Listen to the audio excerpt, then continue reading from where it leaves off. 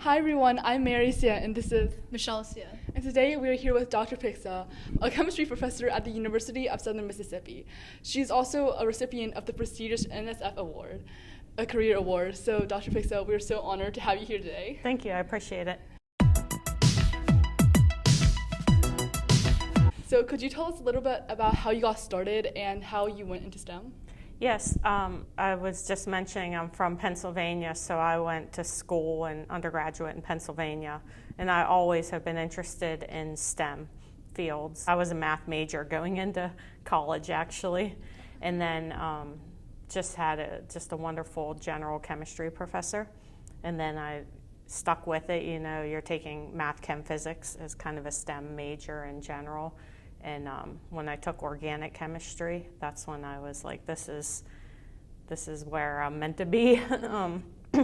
It's like every day you have homework, so one homework sounds better to do than others. And even though nothing has come easy to me, I feel like I enjoy organic chemistry, so I've stuck with it since then. So you mentioned that you had a really good professor for chemistry, and that's what inspired you and motivated you to go into organic chemistry? Yeah. Yes, my general chemistry professor originally was just really enthusiastic about teaching, and I enjoyed the subject, but then I had two good organic professors, not the same for organic 1 and 2, and I enjoyed both of them because I think also I enjoyed the subject. But who I had for organic chemistry 2 ended up being the person who was my thesis advisor. And kind of someone I could reach out to today, still sends Christmas card to me. So yeah, I feel like I'm very fortunate to have that. So yeah, good role models and especially teachers are really important Yes. to deciding. Yes, I agree. Yeah. So as a very successful woman figure in STEM, because you got the amazing career award, so how do you believe women in STEM can impact research and innovation? I believe like everyone could come to the table equally and contribute. So probably the reason why maybe there's less women, there's not less women in undergraduate courses. I mean, I'm teaching just as many women in my chemistry courses as men, if not more. So at some point probably they quit progressing, and I don't know all the reasons, but you know, I just feel like being there and showing people that you can do it, and you know, talking with students and making sure they realize if they were unsure, like just power through, you know, follow what you enjoy. So I'm a little curious about the career award. So did you do research and then got the award, or how did that all happen? Yes, the career award specifically is for research and education, whereas a lot of the research grants you apply for just for your research focus. And then you may put some outreach section where you're going to do, say, chemistry demonstrations. But the career award specifically has a larger focus on the education portion, so that when you're writing the proposal, more pages are devoted to that than usual. My education portion of my proposal was specifically with community college students, because in this area, they don't have access to research. Whereas in New York, the community college students did research, so I wanted to make sure that they had those experiences here as well. So I recognize that you also help with transfer student success, right? Yeah, so I feel like in general, our transfer students make up a significant portion of our major, like maybe 40%, but they have longest time to graduate and less chance of graduating than the students who start here.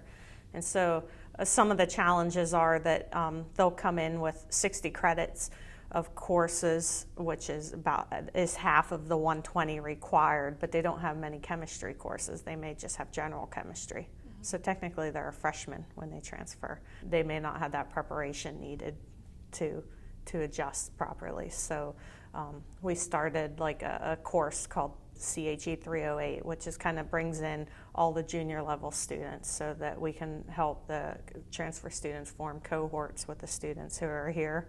And also we review principles from the first 2 years, and I talk about careers and whatnot in that course. So just to bring them all in together and make them feel part of USM. So Like, as a professor here at USM, what do you do on a daily basis, like, other Yeah. than teaching? I know, I always wondered, what do professors do all day? Because our teaching load's lighter here. It's usually referred to as 2-1, meaning 2 classes in the fall, 1 in the spring, or 1 and 2. Sometimes 2-2. But like at the community college, I taught 4-4. So the focus here is to give you time for research. Okay, so we're given percentages that make up our job description. So I'm 50% research, so I should always be thinking about research half my time. The research takes up the most work. At least in chemistry, the students in my group are working directly under like my supervision, if that makes sense. So, and we're all contributing to the group's vision. So I have graduate students and undergraduate students, and I've had high school students as well in the summer. And so they're all on projects, and it's like part of a larger project. And so I have to teach them the skills in the lab to be able to do the reactions that we do, how to analyze the data you get, how to keep a notebook and all of that. And because that's too much on like one person, it's like a training structure. So you take time to train usually the grad students, and then the grad students train the undergraduates, and so on. And that makes up a lot of my day, and then, you know, preparing for lectures or grading, and then we have service. They call it like three like rungs of a stool, so research, teaching, and service. Service could be committee work, like where I serve on various committees within our department in chemistry, within our school, chemistry, math, and physics, and then at the larger university. Like one of the committees I'm on is called Undergraduate Council. So all things undergrad related come through there. Any new courses someone proposes have to come through various levels, and that's one of them. And then service as an advisor, that's a service role as well. So my day is split. I'm just like doing little things all day, like switching around with those, yeah. So you do so many things. So how do you manage your time so well? Like, do you have any tips? It's hard. I always feel guilty, to be honest. Like I'm not doing something as much as I should be. So now I have 2 small kids. My daughter's 2.5 and my son's 4. And so they obviously, once I'm done here, I used to be able to do work at home, but it's not like easy anymore or feasible. So here I'm like, you know, I try and focus my time better while I'm here. And then, you know, research is always something. There's never something not to do. Obviously, I agreed to interview with you, but I was here anyway today on break. So, because I was in the lab. I'll show you guys the lab so you can see it.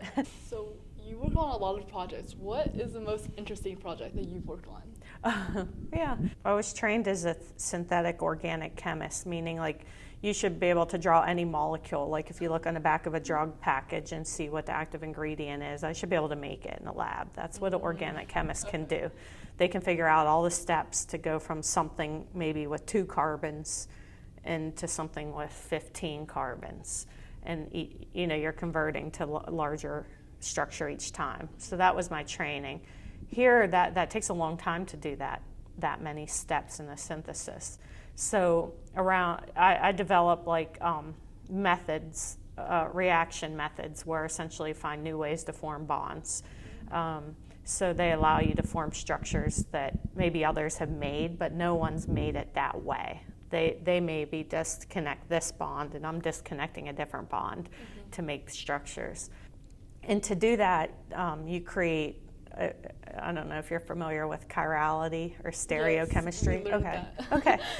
So a lot of the pharmaceuticals you take don't have a lot of stereocenters, and so they are essentially, you don't have to worry about like chirality.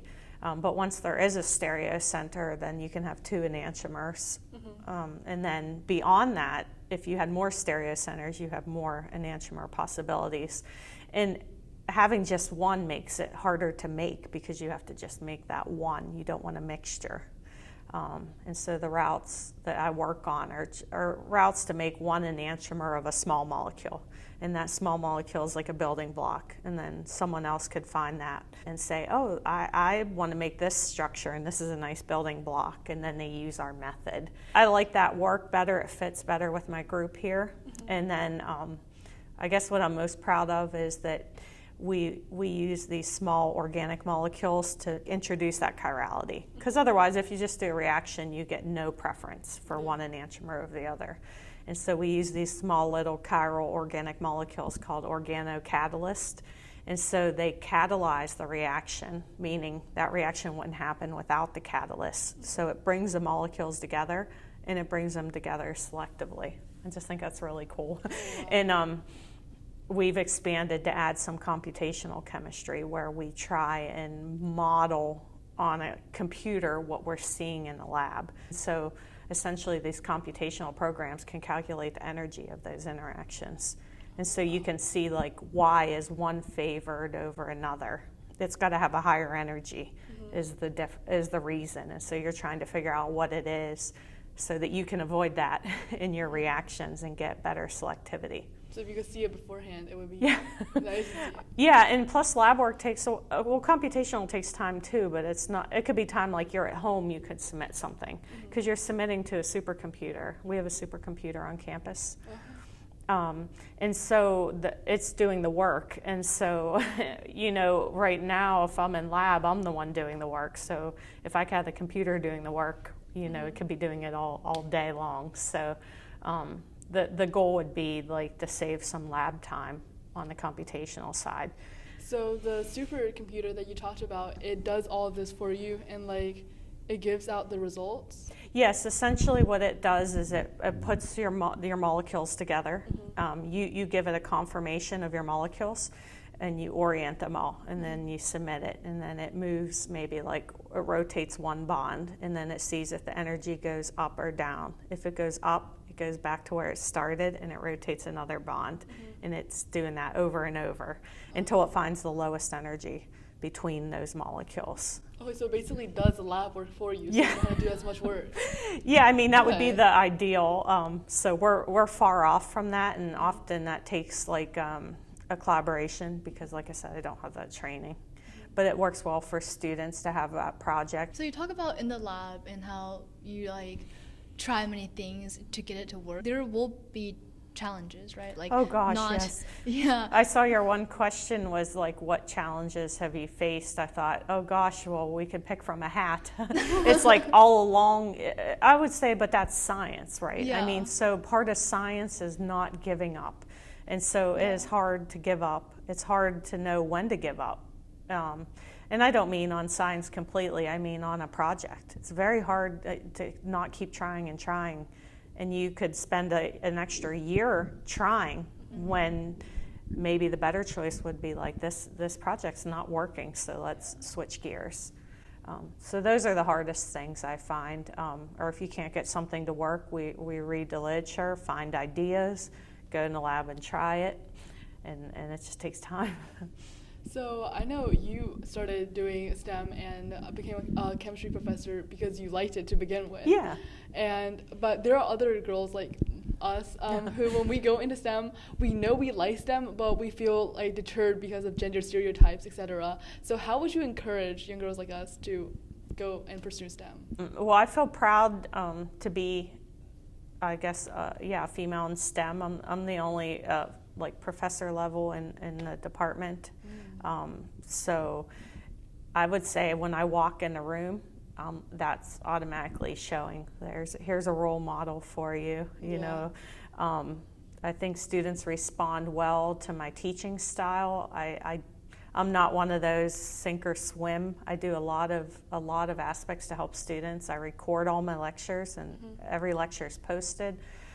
We work through lectures together. I'm not just like talking through PowerPoint slides. I'm handwriting with them, solving problems. I give them old exams and answer keys. I just feel like I'm giving you as much as I can, but the student got to put in the work too. Yeah. That's from the class side. From the research side, We don't have many students that seem like they want to go to graduate school. I don't know why. A lot of people want to go to med school and medical related fields, and I understand that. And so part of it makes me think, well, how would you even know you want to go to grad school if you don't even know what it's like? Or you don't know what it's like until you get to college, right? If you didn't know someone in college, you would have no clue other than medical school. You learn early, right? Doctors are always, and they're on TV and things like that. If you want to keep learning more, which you kind of have to in the STEM fields, right? Just stopping at undergrads, I don't think is enough. So you have to pursue some graduate degree, and you get paid. So, do you know that? No. Oh, okay. Yes, we pay you to go to grad school. You get the grad students have a stipend of $21,000 a year, and that's polymer science is like maybe $26,000. They pay even better. So you have no debt beyond your undergraduate, and it's not tons to live on, but any of the science fields, you get paid to go to graduate school. Oh, okay. Yeah. So you get paid for higher education? Yes, you get paid to get your PhD. So after you did grad school, you became a professor, right? After grad school, to be a professor at a research institution, you have to do postdoctoral work, and so that's usually 1 to 3 years in a field slightly adjacent to what you did. So I did a postdoc in marine natural products, like isolation and structure elucidation. So essentially the group went diving, and I wasn't part of that, and brought back the marine species, and then essentially in the lab we try and figure out what are the components in there that have biological activity. And then once you find those, what's the structure of those compounds? And then you publish that structure. So I did that for a year and a half before my first job. So whether you do medical or being a professor, it takes a long time. It just depends on which one you want to do. I agree. You gotta be curious about your discipline. Well, thank you so much, Dr. Pigza, for talking to us today. I've learned so much about organic chemistry and how it can be used. Thank you for talking to us. Okay, appreciate it. Thank you guys for watching. And also, can we have a tour of your lab? Yes, definitely.